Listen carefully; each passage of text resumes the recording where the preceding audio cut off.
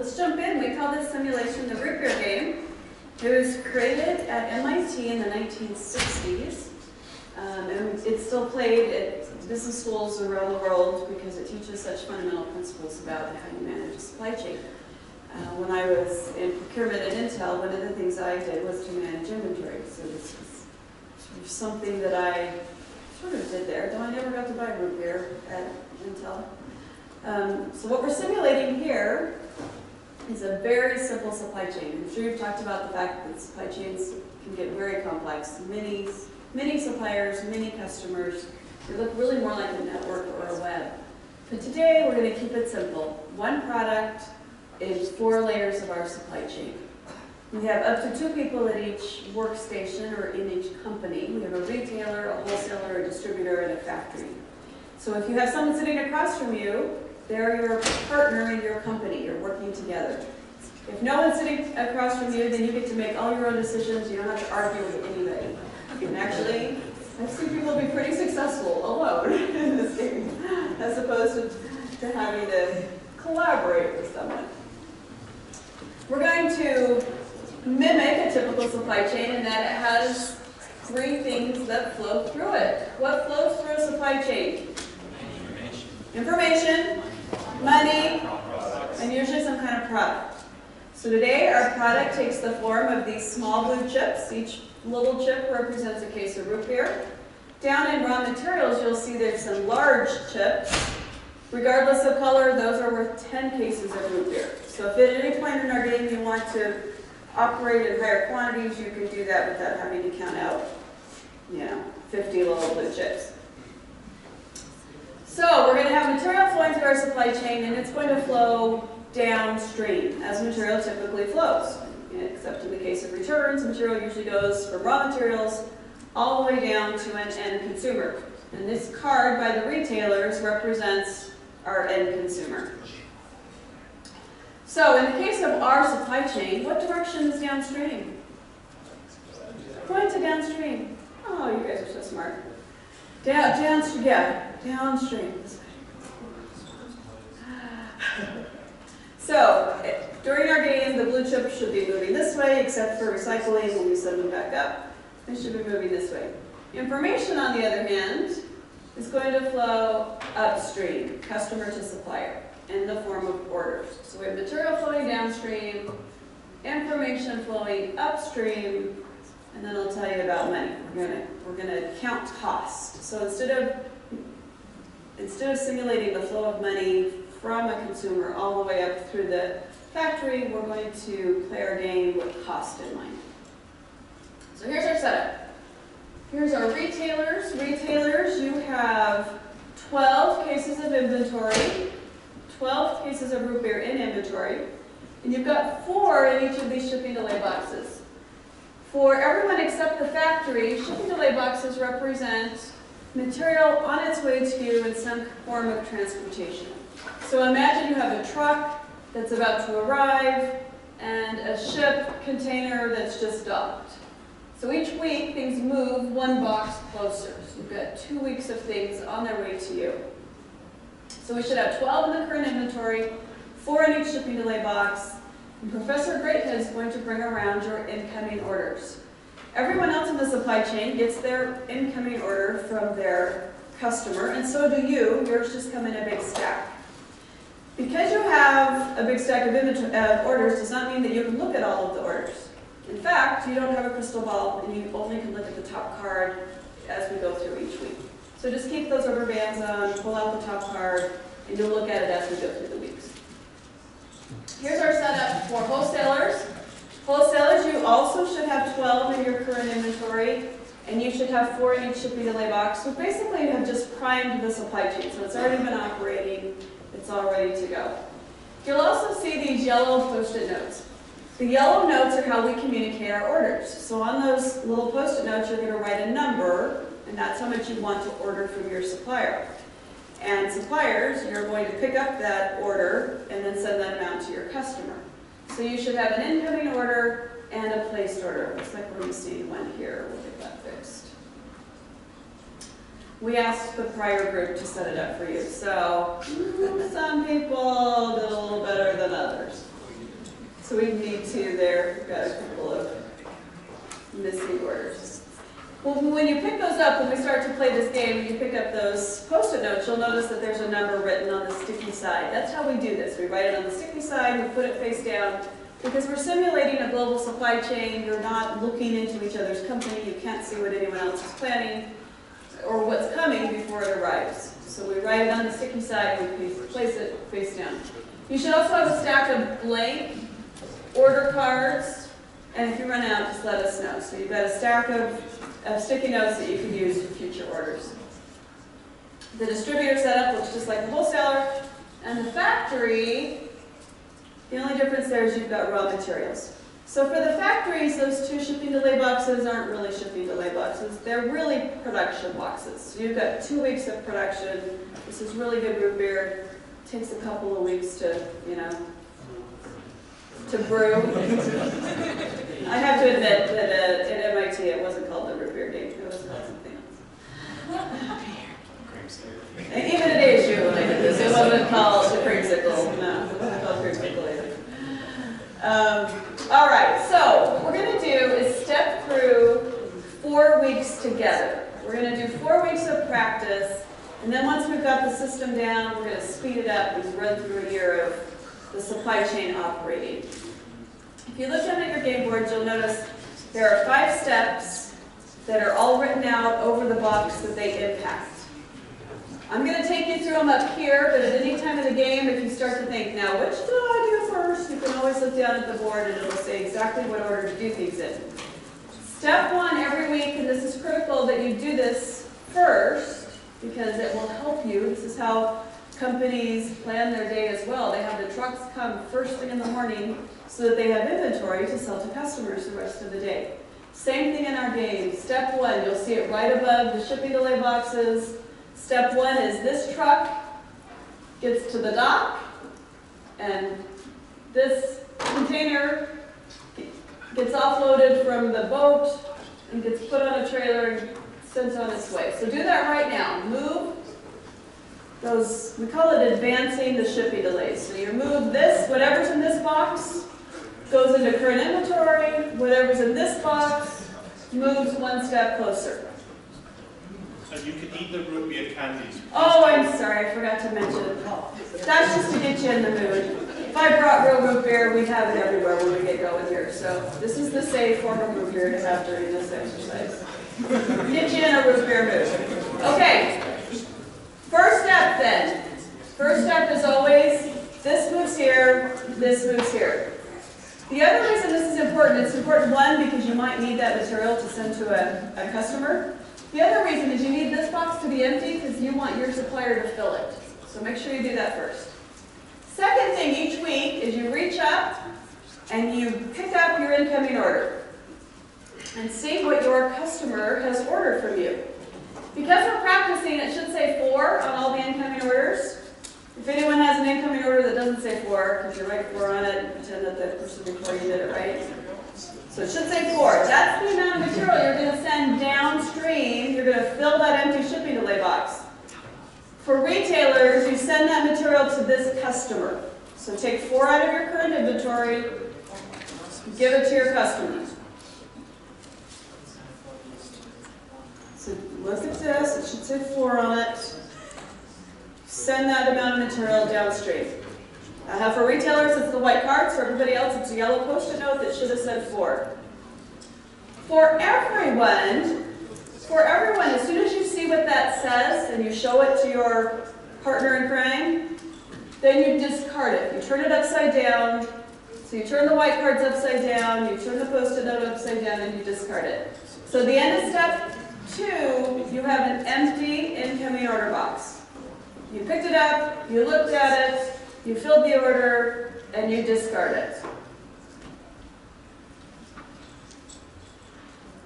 Okay, so once you've seen this, get rid of it. So it's gone forever. It's gone forever. So everyone's incoming order box should be empty. This is important that it's empty because you need your customer to give you a new order. And they can't give you a new order if you have something in your box already. So everybody should look like this, except the factories. Factories, You're going to be different during this game. Sorry, you're special. So you're going to have an empty box here. For you, as I mentioned, these boxes represent production, and in a future step, you're going to start production in that box. Which empty box for the factory? So that last shipping delay box is going to be empty, because nobody filled it for you. This box still has some material in it. So you advanced it, but then you had an empty box. All right, step 3, we have to do a little counting, or accounting. We're going to count how much is in our current inventory. I hope it's 12. If it's not 12, let us fix it. It should be 12. So write 12 on week 1 inventory.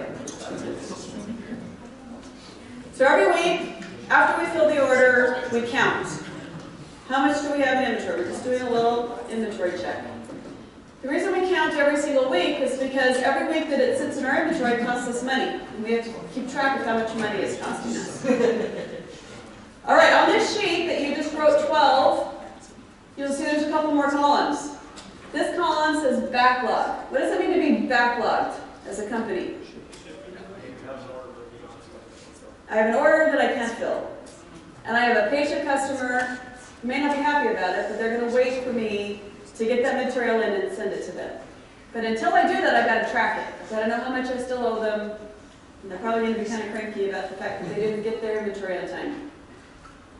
So this is where I track any orders I couldn't fill. Even though I brought my material in first, there may be a time when I still don't have enough and I can't fill the full order, so I've got to track that. This last column says order. This is if you want to track your orders to your suppliers. So when you write an order, do you want to keep track of the fact that that's eventually going to make it to you? That's what this last column is for. Now, a couple of important things. One, you should never have inventory and backlog. You can fill partial orders. If you follow the steps of the game correctly, the material arrives, then you look at your customer order. You give them as much as you can of what they ordered. You can't give them more than they ordered, but you can give them as much as you can of what they did order, plus any backlog if you have backlog.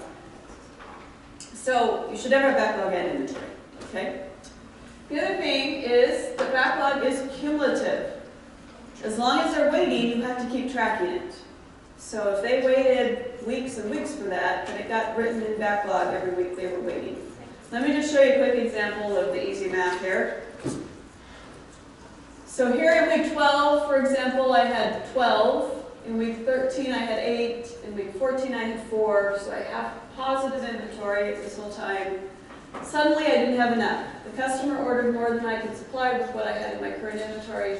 Even after I let the truck come in, I moved that shipping delay forward. So in 16, let's say, step 1, the truck comes and I have 2 cases of inventory on it, 2 cases of root beer, and then I pick up my incoming order and it says 4.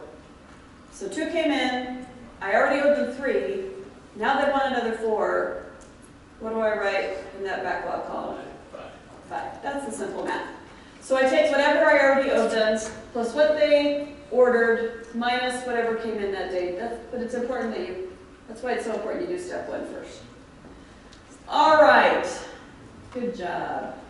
Step 4, okay, steps 4 and 5. What we're trying to simulate in steps 4 and 5 is that you've got to plan ahead. And your supplier also has to plan ahead. So we're trying to simulate the fact that you can't just place an order and they immediately have that available to you. So we're building a lead time into it.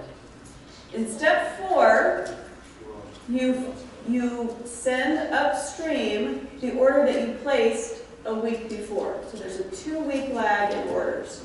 We placed that order for you. You'll see that more clearly next week when you move the order that you placed. So take the order that's in the order placed box and send it upstream. It's going to become the incoming order for your supplier. Factories, for you, step 4 means you start in production whatever you planned the week before to start in production. So you look at the order placed, it should say 4, put that much in that last shipping delay box, you're starting production, and then you throw it away. Then you discard it. So at the end of step 4, everybody's board looks like this. everyone, including the factory, you have an empty order place box, you have material in every one of the other boxes, and you're ready to place a new order. You should have an incoming order. You don't have an incoming order. Okay, perfect. But you're going to do something else there, actually. Okay, we all good? Everyone's good? Good? Okay. You gotta leave it there. Leave it there. Don't look at it. So when they send you that incoming order, you can't look at it until the following week. It's not really there yet. That's the order you're going to write down right now that I'm going to tell you. Okay, this is your moment once we finish practicing. During practice, I'm going to tell you what to order. Once we finish practicing, this will be your big strategic move of the game. You and your partner will decide how much you want to order that you're going to move the next week. 2,000, okay. Everyone send the big checks to this table. They're going to need them. Okay, so while we practice, take a blank Post-it note, take one that hasn't been written on yet, write a 4, and put it in your order place box. This is the order that you're going to forward next week, or if you're a factory, that's how much you're going to start in production next week.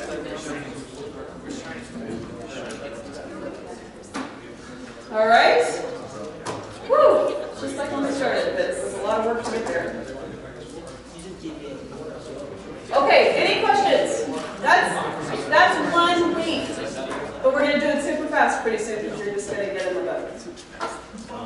Everybody good? Everybody ordered 4? So that's the 4 that you would write down. That's the order in that order column. That's the order that you would track.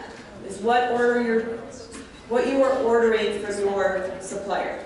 Because sometimes, or for factory purposes, what you have coming in production. Sometimes it's easy to lose track of what's coming eventually. Yeah. Good. Okay, good job. So all of our boards will look like this, only that 4 is upside down and nobody can see it. Oh, what's the point of all of this? It's the end of a week. That's what you're going to hear every time we go week to week. Our objective? To minimize cost. We could look at this as maximizing revenue or profit.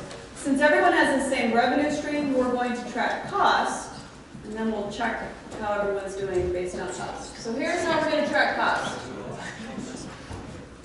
Each week that you have a case of inventory sitting on the shelf, you get charged 50 cents. It's a holding cost. So you're going to get charged a holding cost. Each week that you make customers wait, you get charged $1. Because the risk is that customers will leave you and go to someone else, and there's a big price attached to that. So it's twice as expensive to have backlog as it is to have inventory. Fairly typical of industry. Couple of important rules.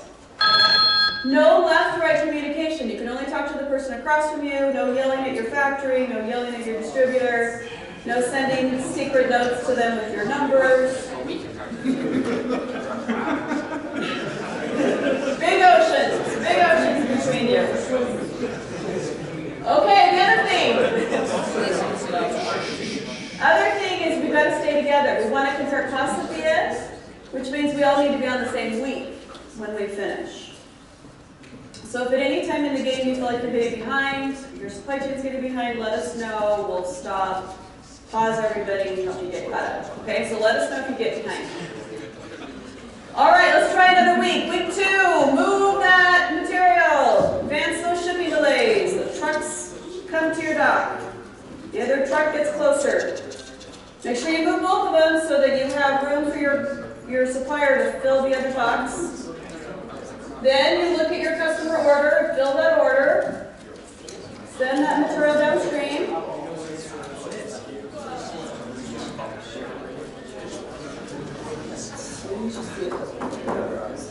So you look at this one, and put that amount of material here. There you go. And make sure you move that, the other one first. No, the closest one. Right now, it's the same number. Just for sure. So they're different numbers. Okay, number 3. Step 3. Count that current inventory. I know it's not good accounting principle to ignore the stuff that's in transit, but we're going to do it anyway. Just ignore the stuff in transit. Count the current inventory. Should be 12. Step 4, you're going to move upstream the order you placed last week, and you're going to write a new order for 4.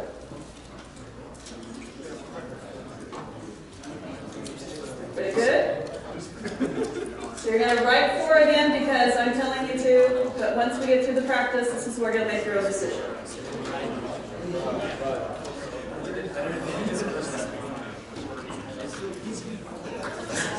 Oh, we're already testy over here. So whatever sits up here, you're going to give them. Okay, so you look at that, you give it whatever it says, so you do your work and then replace it. Got it? All right. Okay, you ready to replace your work?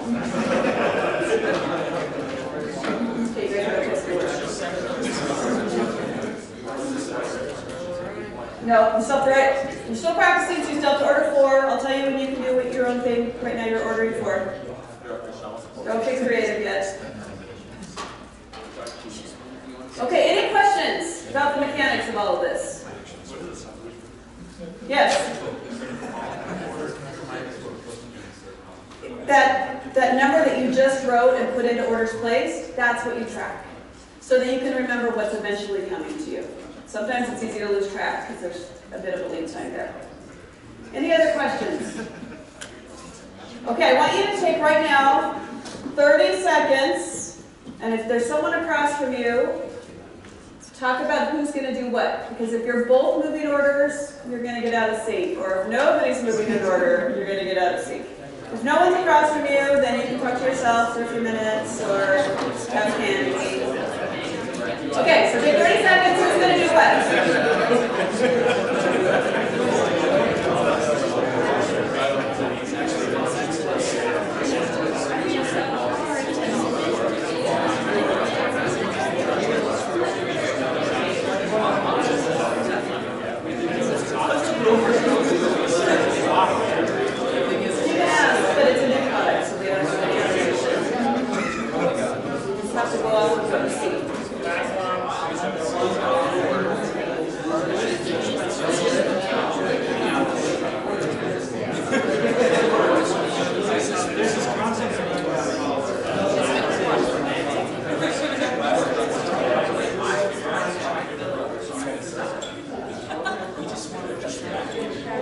Okay, we good?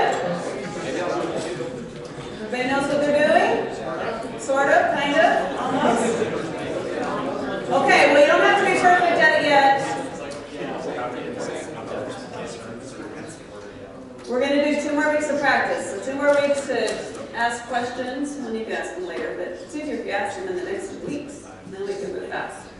So 2 more weeks that you're going to order 4. When it says week 5 up here, then you can order whatever you want, okay?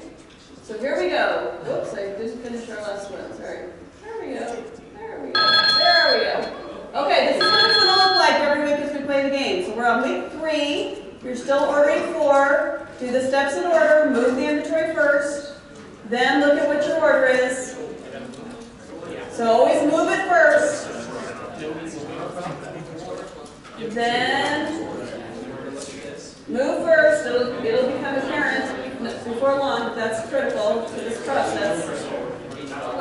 Then fill the order. You should have given it to you last time, right? You should have already been there.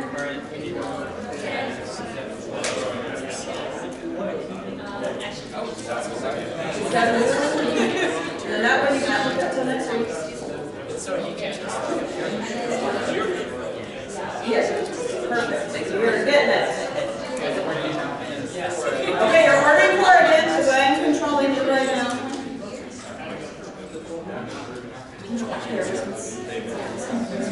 Ooh, sorry.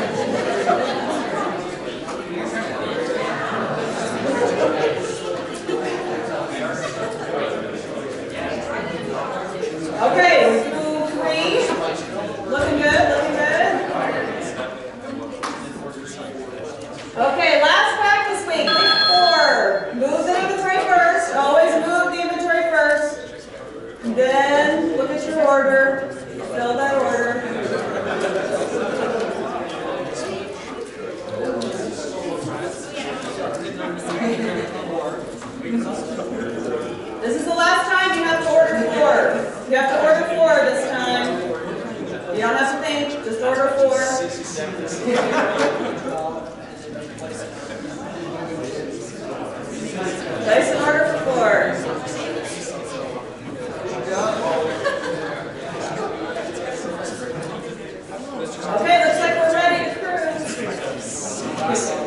Almost. Nice and order. Makes you happy.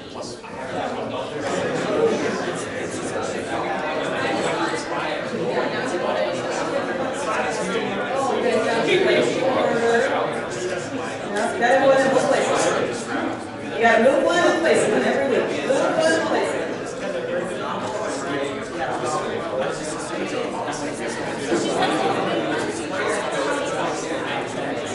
Okay, you ready? Ready? Here we go. Week 5. This time you can order what you want. Move that inventory. Then fill the order.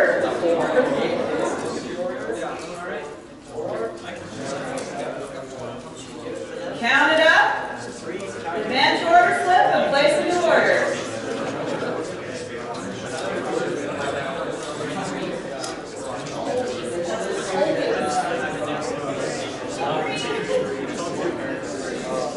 Wholly up to you this time. I'm not working it. Okay, did you guys advance your order and place this order?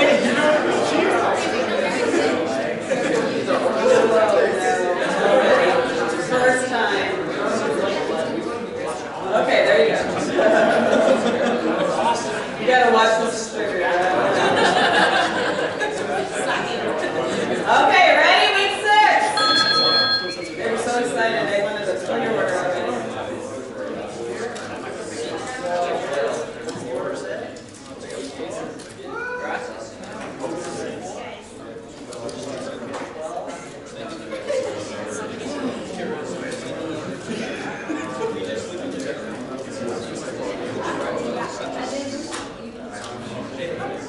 Yeah, make sure you actually look at the orders because they might be different now. There's no smaller trying to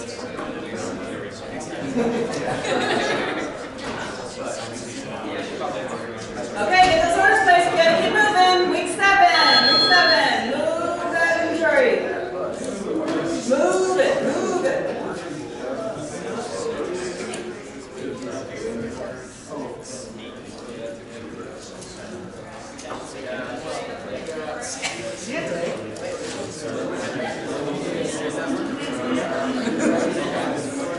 All right, make decisions.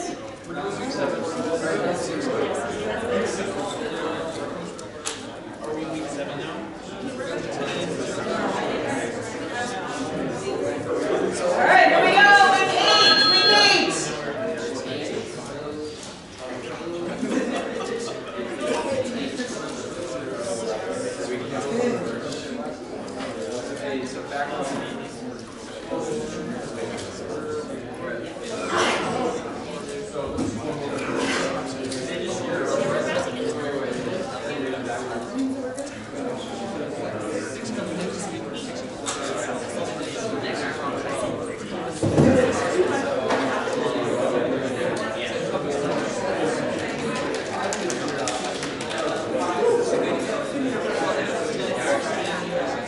All right, place those orders. Here we go. Week 9.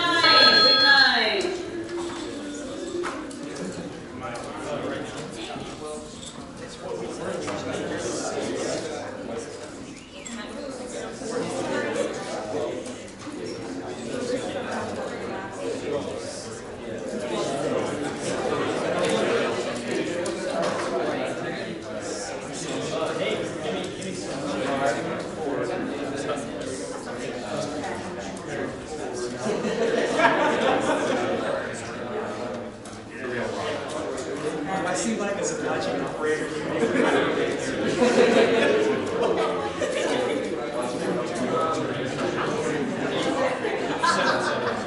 All right, here we go. Week 10. Remember, every week you move an order, you place a new one.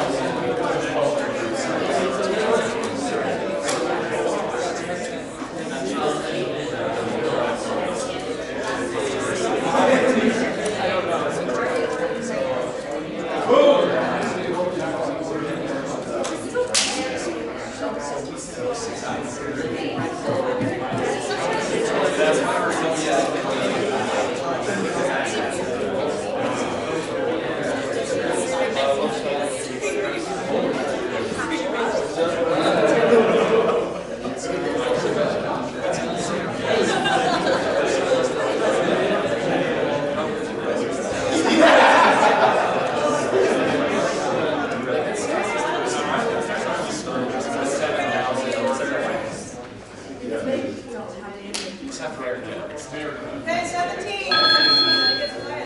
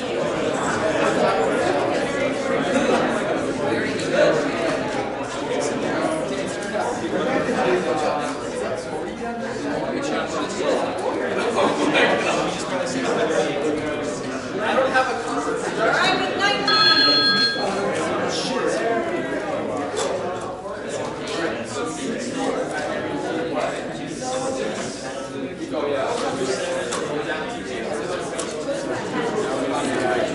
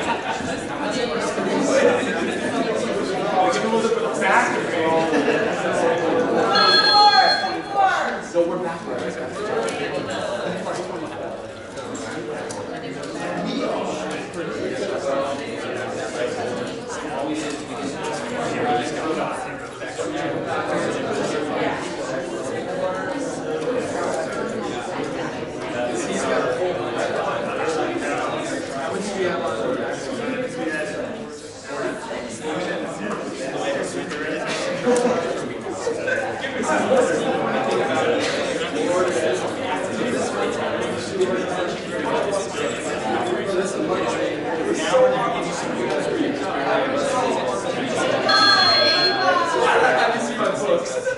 I need an order. I need an order.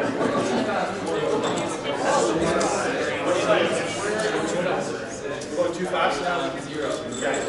Slow down. Going too fast. Slow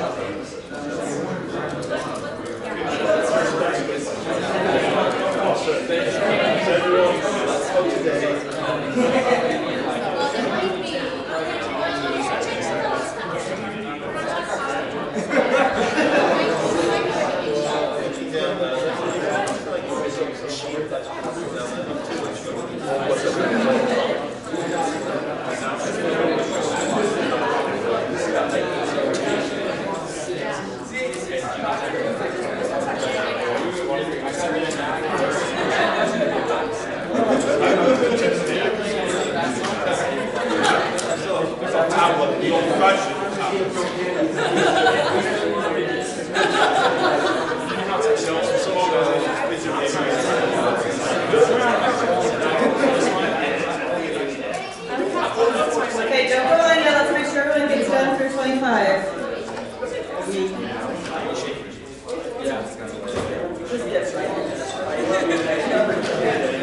Are we all good through 25?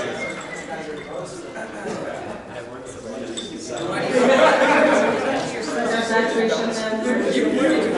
Say Jennifer a little. Yeah, now I'm not going to keep got a better job. Early Christmas party.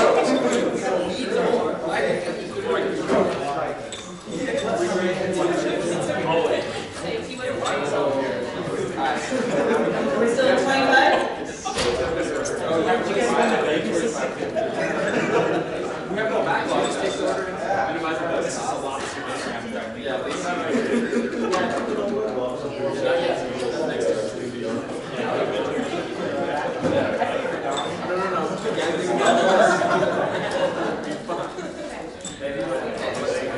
There you go. All right, we're good. And we're actually done. What? Okay. Oh, dear. Okay, here's what I need you to do. I need your attention. I'm going to ask you to do 4 things. Let me explain all 4 of them, and then I'm going to give you some time to do it, and then we're going to come back and talk about it, okay? So here's the 4 things. Number 1, everyone except for the retailer, everyone except for the retailer, I want you to turn to the second page in this little set of worksheets. You'll see something that looks like this. Estimated retail customer orders. I want you to graph what the pattern of the white cards look like to you. Retailers, don't say anything about what that pattern is until I ask you to. Don't say anything. Everyone else, graph what it felt like to you was on the white cards. What did that order pattern look like? Okay, number 2. Listen, I'm going to tell you all 4 things. Let me tell you all 4. Number 2. Everyone, including the retailer, you can pull those 2 sheets apart. I want you to graph what your inventory position looked like. So positive is inventory, negative is backlog. Don't write on the table if you go off the chart. So you just graph what was in that inventory and backlog column. Okay? So we want to see what that pattern looks like. We're going to compare these patterns. So that's why I want you to do this. Number 3, I want you to count, multiply, divide, however you can get there. You're going to add up every number in the inventory column, multiply it by 50 cents. Add up every number in the backlog column, multiply it by $1. That's your cost per position. I want one of these per table, per supply chain. So per supply chain, we need 1 Give this to Professor Greathead. We need one sheet with all of your costs on it.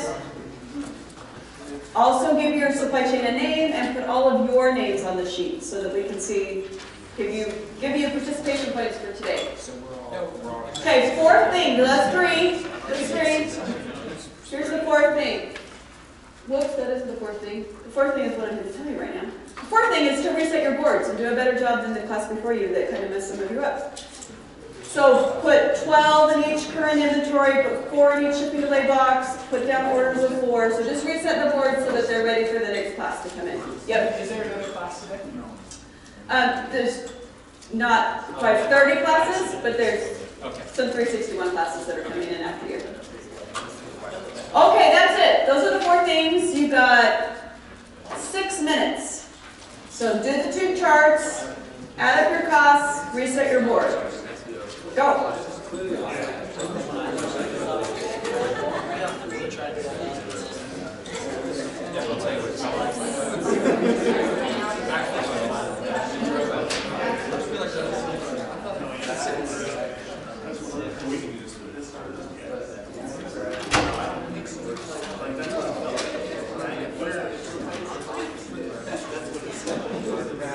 Just pretend that we actually did 25.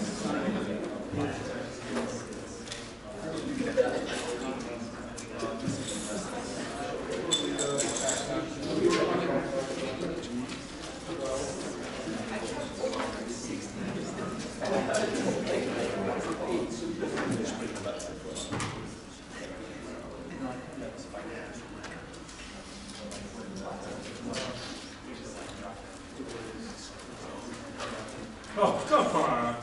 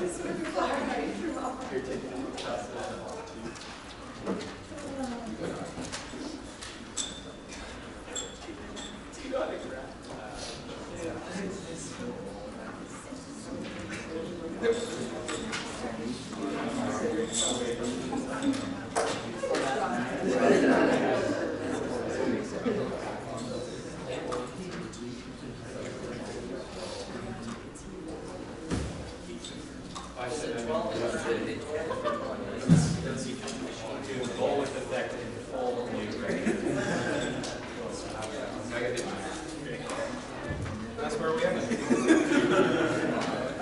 Twice that. This is overcompensation.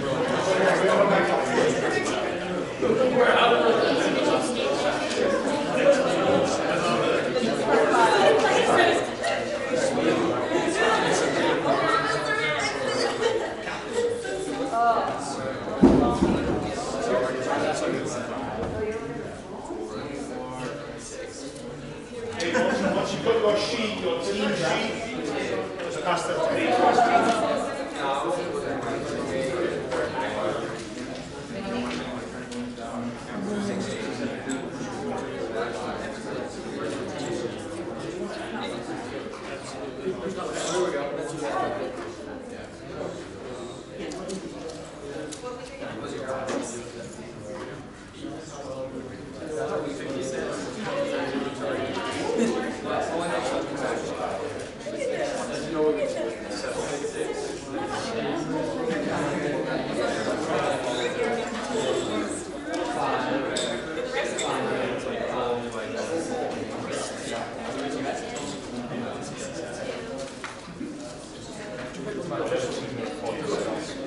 LA Lakers, the Nubia Destroyers, supply chain. How about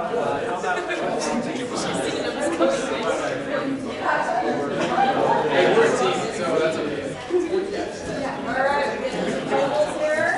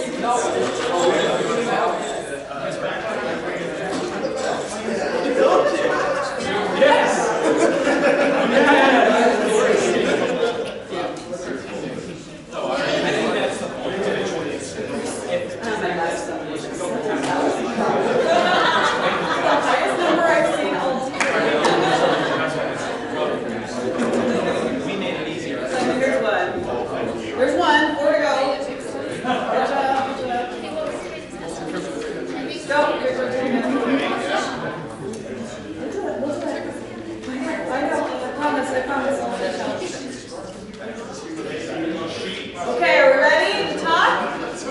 I've got 2 of 5. 2 of 5. Okay. They're fervently, fiercely, calculating, writing names. Got it. All right, here we go. Here we go. Okay, let's talk about this. Let's talk about how you felt during my game here. How'd you feel while playing my game? Fun. Love the candy. Here's some things we've heard over the years as we played this game. They're just not sending us what we ordered. Anybody feel that? Yeah, I'm having trouble figuring out the math. I didn't hear that here. I don't usually hear that in the accounting classes.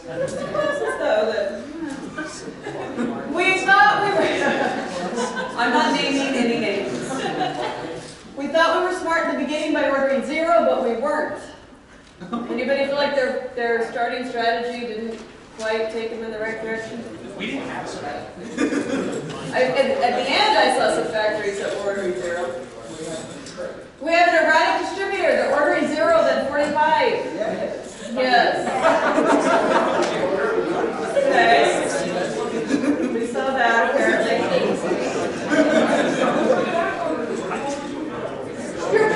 Oh, okay. All right. Woo. So we have some strong feelings about and for others. Let's see. Our customers are rational. I think someone's messing with us. Order 99. Oh no, I don't know if anyone ordered 99, but I did see some stacks of chips. 60? 400. 400? Really backlogged. Well, you know, when you're backlogged, you gotta catch up sometime. Oh my goodness, what did they do? I hate these people. I think we really screwed up our chain. Well, we're gonna see. We're gonna see. First of all, take a look at your inventory position graph that you just charted. It was that page 3. Some of you had to give it up as part of your total cost. I saw, as I walked around, I saw someone who looked a lot like this. Sometimes we see a little dip. So what your chart looks like probably relates to your position in the supply chain. This is an example of a retailer, and then this would be their wholesaler, their distributor, their factory. So you can see it's typical for things to get more skewed, more dramatic, to have more oscillations, to have them be amplified as we move up the supply chain. You can see here what happened at the retailer, then happened at the wholesaler, then happened at the distributor, then happened at the factory. So we also see this lag. It takes some time. You read about this. What's this called? Blow-up effect. The idea that at the handle, so at the retailer end of a bullwhip, you can have a small change, and at the end of the bullwhip, you have a big change. So the more the retailer varies their order, the more we see a bullwhip at the end of the chain. So while you're blaming the factory, it could be because the retailer had a big order and that caused it to go all the way upstream. So, yeah, so don't blame me. Okay. We see the same thing in U.S. production. This is 50 years of U.S. production. Final products, that's near the customer. Materials is near the most upstream part of the supply chain. We see the same kind of lag. We see the same kind of amplification. We see the same kind of pattern of an up and down movement.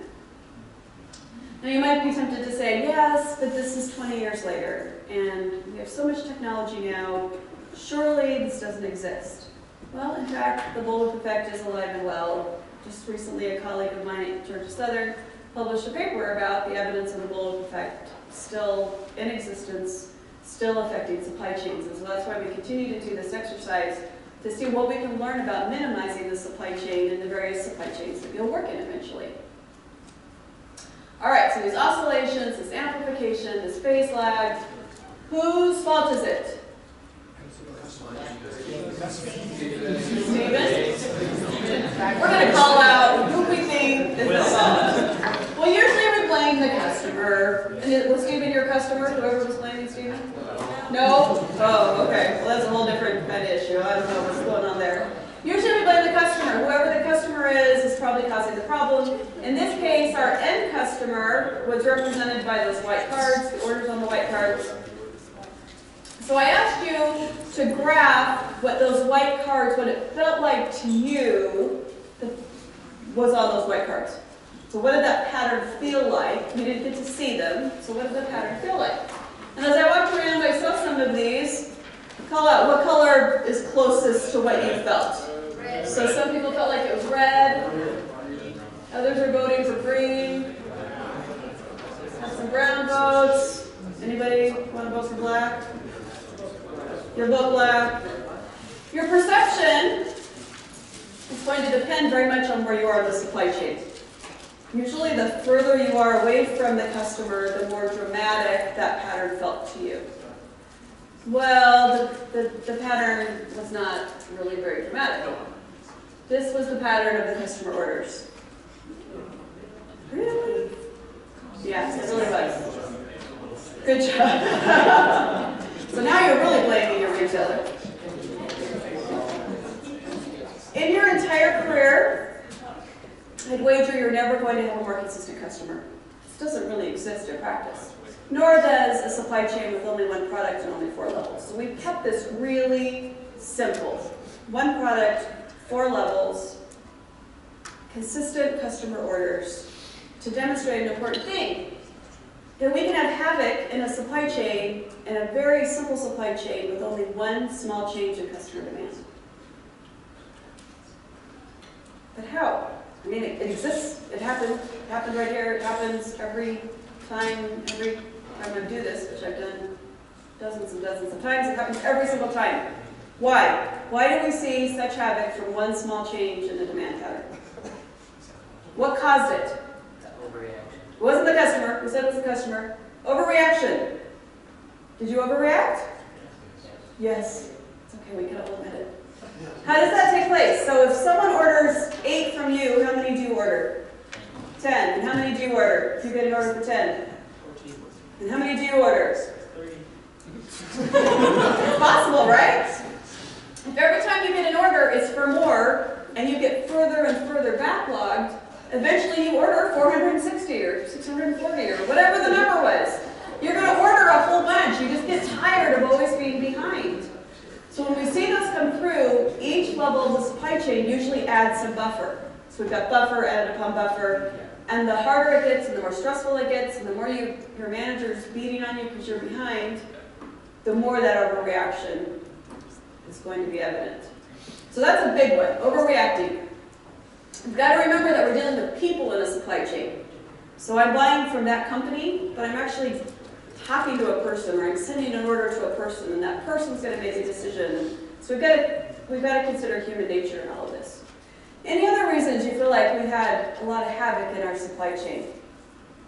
What do you think? I feel like part of it was the time constraints. Because if we, sat down and thought, okay, this is happening, this is how much we should order to adjust to that, We could have thought it through a little bit. Okay. more. We had time to analyze, put together a spreadsheet, Yeah. really think Do about the it. numbers. And that's a good point. And sometimes in business, we don't have a lot of time. As we mentioned, this was one product. What if you had 1,000 products to manage? And every day you're making decisions. There may be some things that you'll just say, just get me a whole bunch of that, so I don't have to worry about it anymore. Just put it in my warehouse, and I don't have to deal with it. Anything else you feel like contributed? Slow shippers. Well, we did have some lead time here, right? So you feel like our lead time had an impact? How much lead time was there? Anybody count? Well, even just between you and your supplier. So how long did it take from the time you wrote an order until that, assuming they had inventory, until it got to your current inventory? So it was 2 weeks of shipping, but 2 weeks up to. So I wrote it, and then I moved it, and then they looked at it and sent it to me. So it was 2 weeks up, 2 weeks down. There were actually 4 weeks of lead time there. From a retailer to a factory, it's a lot more. Like 16 weeks. So there were a lot of things that were making this difficult in a very simple supply chain. Usually what comes up here is you didn't let us talk. Anybody? Go. I usually just wait for the whole thing. Yeah. Okay. So I want to talk about that. I want to talk about that information thing, because when you read about the bullwhip, it probably said something about the importance of information. Did it? Yeah. So I wanted to show you this game played a couple different ways. Here's the way we played it right now. 2 weeks lead time up, 2 weeks lead time down, no sharing of what's on the white cards.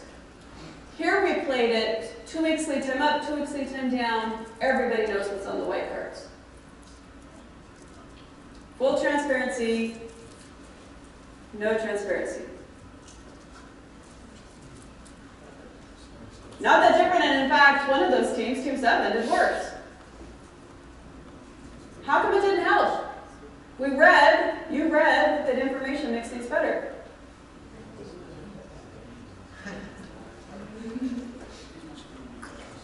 It was a lie. I think Tom Foster wrote that chapter. We'll tell him it was a lie. What do you think? The marketing.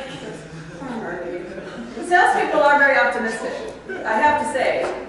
They cause supply chains a lot of problems. Because they always think they're going to sell more, so they buy more. What do you think? They can't talk, right? No, they could. They could talk, and everybody knew what was on the white cards. Everyone knew what was on the white cards here. You didn't know what was coming up once you foresee a change. Oh. So what information do you want? What's in the future? What do we call that? We call it a forecast, usually. In business terms. I mean, crystal ball, we can call it that too. But usually we call it a forecast. The point of this is, if you're not sharing the right kind of information, it really doesn't matter. If I still have a lot of uncertainty, I mean, I can know what the customer order was this week, but if I don't know what it's going to be next week or the week after, and I'm 16 weeks away from the retailer, it doesn't really matter. It's not going to help me that much. That's what this is evidence. So if you want to use information to resolve uncertainty and improve your supply chain, you're going to have to think about what kind of information can actually do that. Do I have access to that kind of information? Does anyone in my supply chain have access to that kind of information? Would they share it with me if they did have it? Would I believe them if they shared it with me? So you've got to think about that. In this version of the game, nobody but the retailer knew what was on the white cards, but we made the lead time 1 week up, 1 week down. So we cut the lead time in half. And you see, even though we don't have great information, we have the ability to respond more quickly. So reducing lead times is another way to deal with uncertainty. We can do it with information, we can do it with lead times. Those are the two most common ways to approach it. The key here is to look at the kind of uncertainty you're facing, what it might cause in terms of problems in your supply chain, how it might affect the bullwhip, and do what you can to reduce that uncertainty. If you can do it through information, great. If you don't feel like you're going to be able to do it through information, look for other means like reducing lead times. Can I find a supplier who's closer to me? Can I find a supplier who's willing to reserve some capacity for me so I know I can always get into their production schedule? That kind of thing. All right, what should we take away from this? All entities exist in a supply chain, even if you want to pretend they don't. Maybe you want to be a company with their blinders on and just not think about anybody else. You can do that, but it doesn't mean that you aren't still affected by it. So it's probably better to acknowledge it and deal with it directly. The structure of that supply chain includes behavior of people who might overreact because it happens a lot. So if you're in a sales organization and everyone's celebrating because they just got some new gigantic order that they didn't expect, before you take everyone to dinner, maybe check and make sure that this isn't someone who was just frustrated because their order didn't get there on time, and so they're over-ordering now. This bullwhip effect is alive and well. In the most recent recession, we saw it very severely in the car industry. If any of you have friends or relatives or know anyone in Detroit, you know how difficult it's been in Michigan for the last several years. They had overproduced, and the length of time it took to get through all of that inventory and get back up to speed when the economy recovered has been really, really tough on that part of the country. There are weak links in supply chains. Maybe some of you discovered a weak link in your supply chain. Maybe some of you were a weak link in your supply chain today. It's important to identify those weak links and do something about it, whether it is to help strengthen that link or to fire that link. Maybe you take on that responsibility yourself, but important that you recognize that can happen and do something about it. If someone in your supply chain is not performing at peak efficiency, they're more expensive than they should be. They've got to recoup those costs somewhere. You're paying for it one way or another. All right, final thoughts. 4 principles. Systems perspective. One of the things you can do as you go in and audit someone, as you consult with someone, is help them see the big picture. Help them realize what their supply chain looks like. If they're missing something in there that could really benefit them from understanding, they could benefit by understanding that better, that's one of the things you can do. So keep that big picture. It's often easier for an outsider to come in and see that than someone who's day-to-day in the job. They can easily lose perspective. You've got to identify that source of uncertainty and see what you can do about it. Is there a way that I can reduce uncertainty and improve my efficiency and my customer responsiveness? With the people that you're doing a lot of business with, it makes sense to have trust-based relationships. If they're going to send you a forecast, it'd be great if you could trust it. If you can't trust it, then what's the point? So, do you have trust-based relationships? And then think about performance in terms of total systems cost. What is all of this costing me altogether?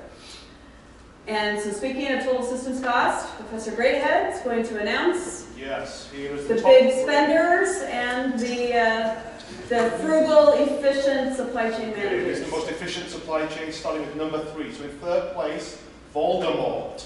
Voldemort! $798. Ninja Pirate Zombie Robots in second place, $767. Oh, good job. And the winning team, and I believe the winning team of the day, Dr. Wallen, $574. Oh, Go Cougs. Go Cougs, all right. If anybody wants to audit them later, The they'll big be spender, available. Good Kid, Gap City, $1,932. Oh,